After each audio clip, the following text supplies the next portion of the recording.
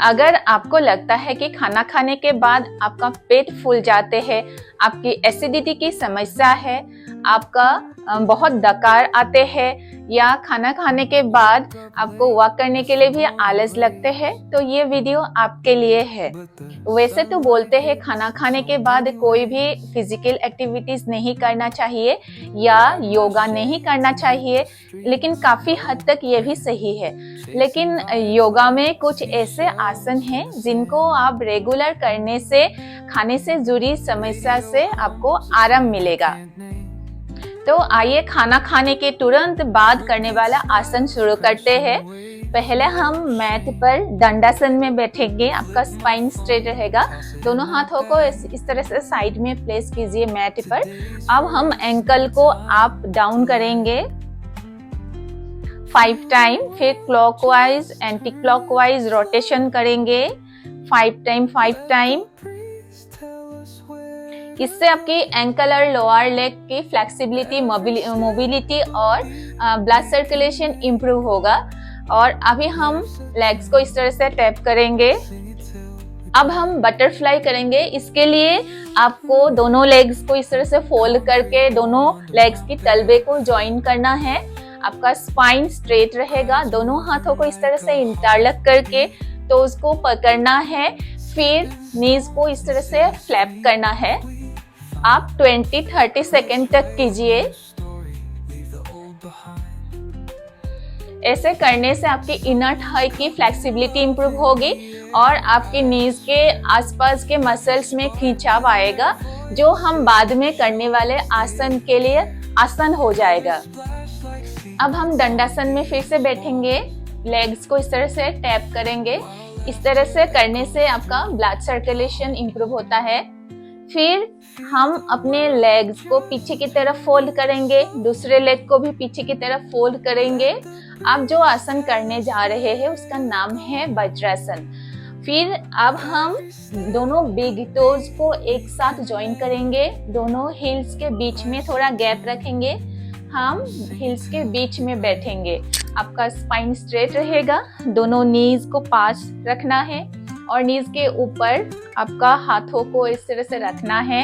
आप एक जगह पर देखकर ध्यान लगाइए या आंख बंद करके भी ध्यान लगा सकते हैं। आप जितना टाइम ऐसे बैठ सकते हैं बैठिए। 1 मिनट से लेकर आप 5 मिनट्स तक बैठ सकते हैं। स्टार्टिंग में आप इतना देर नहीं भी बैठ सकते, तो आप जितना सेकंड तक बैठ सकते हैं बैठिए। जिनके घुटनों में पेन है वे पिलो या टॉवेल का यूज कर सकते हैं। उसके लिए आप एक टॉवेल लीजिए और टॉवेल को आप एंकल के नीचे रखिए। मैं आप पीछे से दिखा देती हूँ किस तरह से बैठना है। दोनों बिग टोज को लगाना है एक साथ। फिर दोनों एंकल के बीच में थोड़ा गैप रखना है। अब हम टॉवेल को एंकल के नीचे रखेंगे। अब हम दोनों नीज को पास में ही रखना है और कफ मसल्स के ऊपर हम एक पिलो रखेंगे इस तरह से। अब पिलो के ऊपर बैठना है।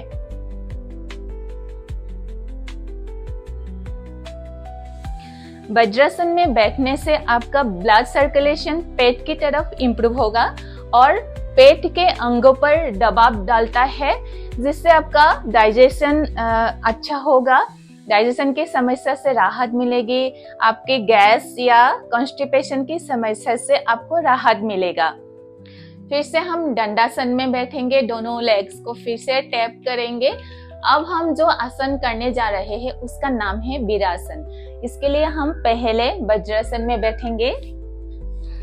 इस बार हम वीरासन में अपने दोनों हील्स को और टोज को अलग अलग करेंगे और हमारी कफ मसल्स को थोड़ा बाहर की तरफ खींचकर हम मैट पर बैठेंगे। हील्स के बीच में नहीं बैठना है, मैट पर बैठना है। आपका स्पाइन स्ट्रेट रहेगा, नीज को ज्वाइन करना है। आप एक जगह में देखिए या आंख बंद करके थोड़ा ध्यान लगाइए। इस तरह से 1 मिनट से लेकर आप 5 मिनट्स तक इस तरह से बैठ सकते हैं।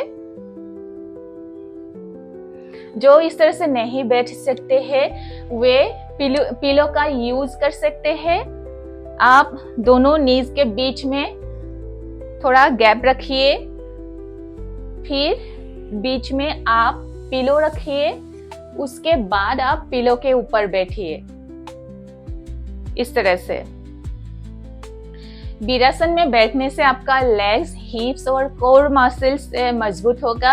आपकी बवासीर का समस्या है या कब्ज की समस्या है या पेट फूलना या गैस एसिडिटी का प्रॉब्लम है तो सभी से आपको राहत मिलेगा। अब जो आसन हम करने जा रहे हैं उसका नाम है सीटेड ट्विस्ट योगा पोज। इसके लिए आपको सुखासन में बैठना है। फिर आप अपना राइट हैंड लेफ्ट नी के ऊपर रखिए।